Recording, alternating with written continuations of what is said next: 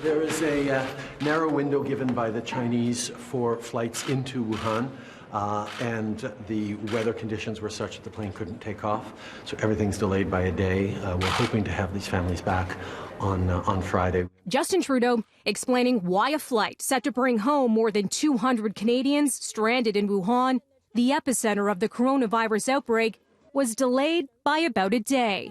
We are now asking Canadians who have a confirmed seat on the plane to arrive at the airport in Wuhan no later than 5 p.m. local time on February 6.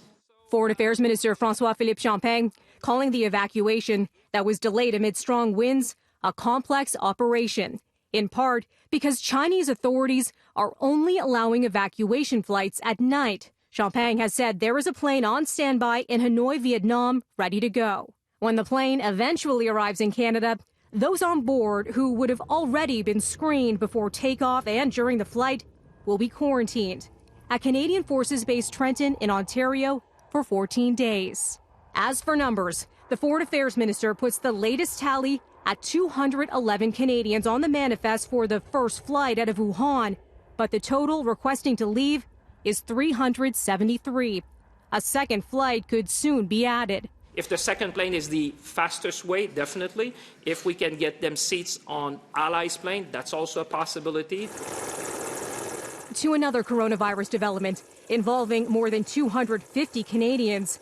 They're among the nearly 4,000 people on the Diamond Princess cruise ship off the coast of Japan that's now being quarantined for 14 days after several people tested positive for the virus. So far, none of them Canadian. And we want to reassure the families both on the cruise ship that we are alert and engaged in their issue, and trying to work with families at home to reassure them as well. We paid for a cruise, and by golly, that's what we're getting. Posting videos and photos from his ship cabin after he and other passengers were told to remain in their rooms, British traveler David Abel feared he may fall into a diabetic coma if proper food wasn't delivered to him soon.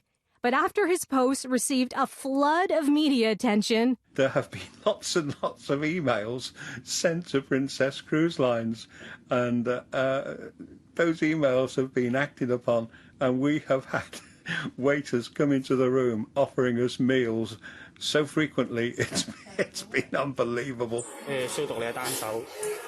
On a different cruise ship, this one in Hong Kong, some 3,600 passengers and crew confined to this vessel after several people on board had tested positive for the virus. And the World Health Organization, which has, of course, declared a global health emergency over the coronavirus, it's asking for contributions from governments around the world to the tune of $675 million U.S.